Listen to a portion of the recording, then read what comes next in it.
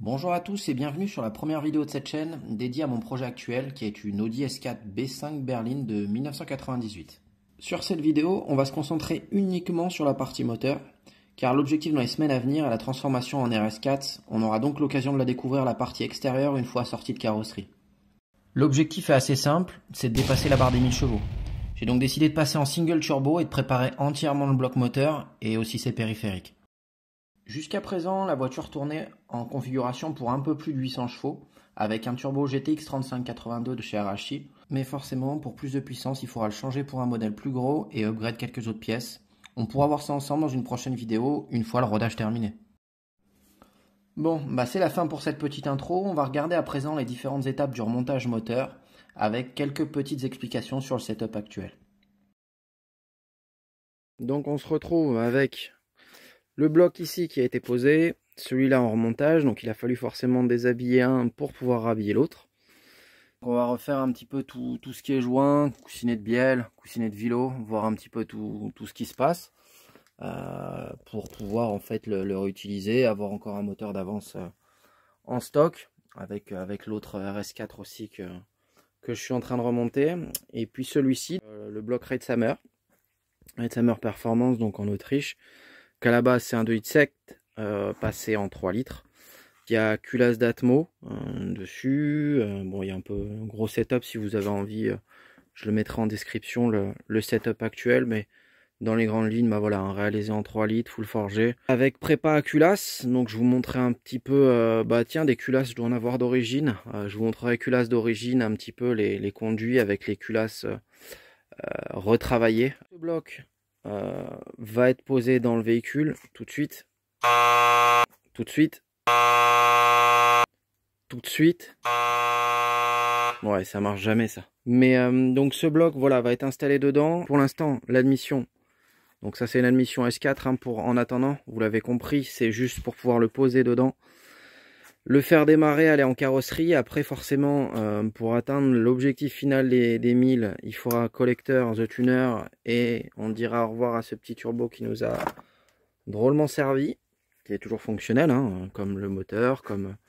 Mais voilà, il faut forcément passer à autre chose et upgrade aussi. Donc là, on remonte juste pour pouvoir qu'elle se déplace, l'emmener aux carrosseries, monter le moteur avant plutôt que après la peinture. Ça évite un petit peu de faire des bêtises au remontage ou pas faire attention, mettre des coups, des clés. Donc il faudra juste remettre l'admission, gros papillon forcément. Là, celui-là a fait son temps aussi.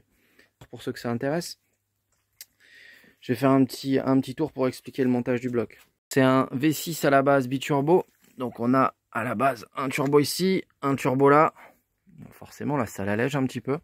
Il y a quand même le démarreur au fond, donc j'ai pas remis le support moteur ni l'alternateur qui est neuf qui est ici. Tout simplement parce qu'après il y a les vis de démarreur qui viennent là et c'est quand même vachement plus simple une fois que c'est sur la caisse de mettre les vis de démarreur et après de mettre l'alternateur. Voilà pour la petite histoire. Ensuite, tout simple, culasse Atmo et on part sur des collecteurs d'Atmo du coup pour pouvoir passer un kit single turbo. Donc à la base, comme je viens de dire, 2 turbos. Là on en a plus qu'un avec les 2 bancs qui se rejoignent en un avec le V-band ici. Les 2 EGT viennent là, j'ai mis des bouchons. Westgate turbo Smart. Alors à la base j'avais une Tial. Pour la petite info, la Turbo Smart c'est la plus compacte du marché. Parce que bon, vous voyez déjà c'est un peu le bordel. Et ça passe pas loin de tout. En fait là on voit mal. Mais il y a la pipe d'eau qui est en dessous. Là il y a le collecteur d'admission. Donc voilà, j'ai opté pour la Turbo Smart parce qu'elle est ultra compacte. Donc il ne reste plus que les couvre-culasses qui sont forcément partis en peinture. Et l'embrayage également. Donc avant le petit sage sans mono.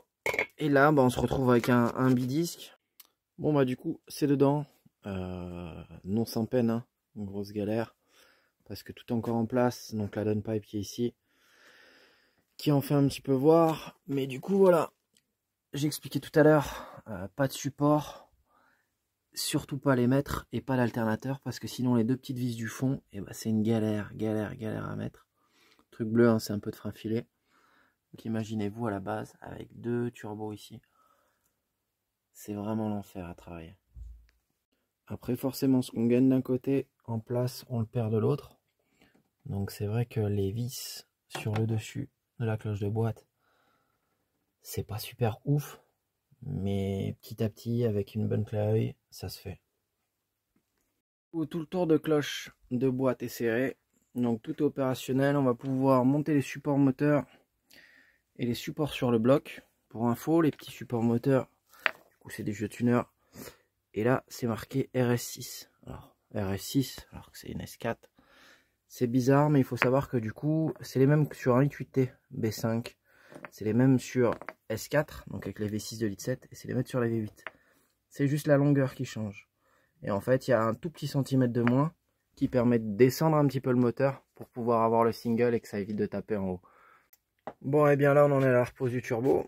Donc on va garder ce turbo juste pour le temps du rodage. Donc ça, c'est le Arashi GTX 35, petit tour. Ça, c'est un restricteur d'huile. Il faut savoir que sur roulement céramique, il faut mettre un restricteur. C'est pas comme sur turbo à palier. Donc celui-là, il est refroidi par eau. Il y en a certains comme les PTE par exemple qui sont pas forcément tout le temps refroidis. Celui-là est refroidi par eau. Donc bon, assez facile à placer. On est en fixation V-band. Donc il y a l'arrivée d'eau, le retour d'huile, le retour d'eau et l'arrivée d'huile qui est ici. On a repassé le faisceau, tout ce qui était système pour le catch tank. Tout devrait être à peu près en ligne. On a débranché le calculateur moteur, j'ai débranché le calculo. Il n'y a pas de bougie. Pourquoi? Parce que je vais faire quelques petites montées d'huile. Le moteur est donc voilà, en rodage, à sec. On va faire monter un petit peu toute l'huile, notamment dans les culasses. Et du coup, petite technique, le point le plus haut c'est ici. On sait déjà que lorsqu'on aurait fait quelques coups de démarreur, il faut que de l'huile tombe là-dedans. Hop. Voilà, vous avez vu la petite goutte. Donc ça veut dire que c'est monté jusqu'au haut. On a encore quelques petits résidus. Vous voyez, de la vieille huile d'avant, on voit bien, et de l'huile neuve. Maintenant qu'on sait que l'huile est montée jusqu'en haut, on va pouvoir remettre l'arrivée au-dessus du turbo et continuer un petit peu à faire mouliner pour qu'au niveau du haut moteur tout soit correctement alimenté. Et puis on va pouvoir remettre les bougies et essayer de remettre en route. Les bougies sont gapées, les bobines sont montées. Et bah il n'y a plus qu'à.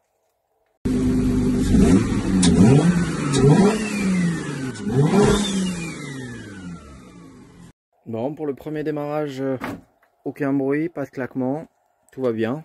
Elle tourne à peu près rond, c'est l'ancienne cartographie, du coup il n'y avait pas ces injos là. Il n'y a plus qu'à la mettre en eau. Regardez un peu s'il y a des fuites. Pour l'instant niveau huile, que ça soit au niveau arrivée d'huile, retour d'huile turbo, ça fuit pas. Que ça soit au niveau bloc moteur, ça fuit pas.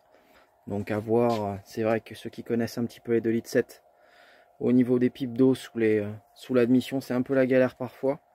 Donc on va checker tout ça, la mettre en eau et regarder, la faire tourner un petit peu au ralenti. Et regarder tout ce qui se passe. Toute la face avant est enfin remontée. Ça fait du bien de l'avoir comme ça. Du coup je remonte pas les grilles pour le moment. Bon, c'était des grilles à la base. Je vais vous montrer. À la base c'est ce genre de grille. Bon je vais pas les remettre parce que voyez, la petite vis qui est là et celle en dessous, ça va tenir le pare-choc. Et comme directement arrivé en carrosserie, il va tout falloir démonter. Pas s'embêter à remettre les grilles. Il faudra en revanche pour le prochain pare-choc RS4 que je revérifie et surtout que je fasse un autre type de montage pour l'échangeur. Parce que comme vous pouvez le voir là, ça dégueulait presque. Donc là ça venait pousser les grilles, ça se voyait pas trop. Mais j'ai pas trop envie de bidouiller un pare-choc d'RS4 d'origine vu le prix que ça vaut. Donc il faudra très certainement que je modifie, que je ressoude ici pour que la tubulure aille plus derrière. Ça sera dans quelques semaines après la carrosserie. Il n'y a plus qu'à la poser sur ses roues et la mettre un petit peu au ralenti, la faire tourner un petit peu, voir déjà ce que ça dit et faire un petit tour de roue par la suite.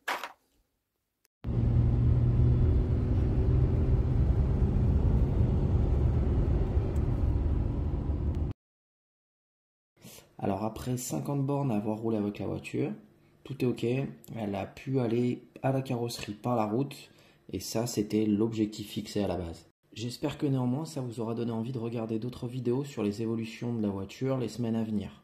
Si vous avez des questions, n'hésitez pas à les poser en commentaire, je répondrai avec plaisir.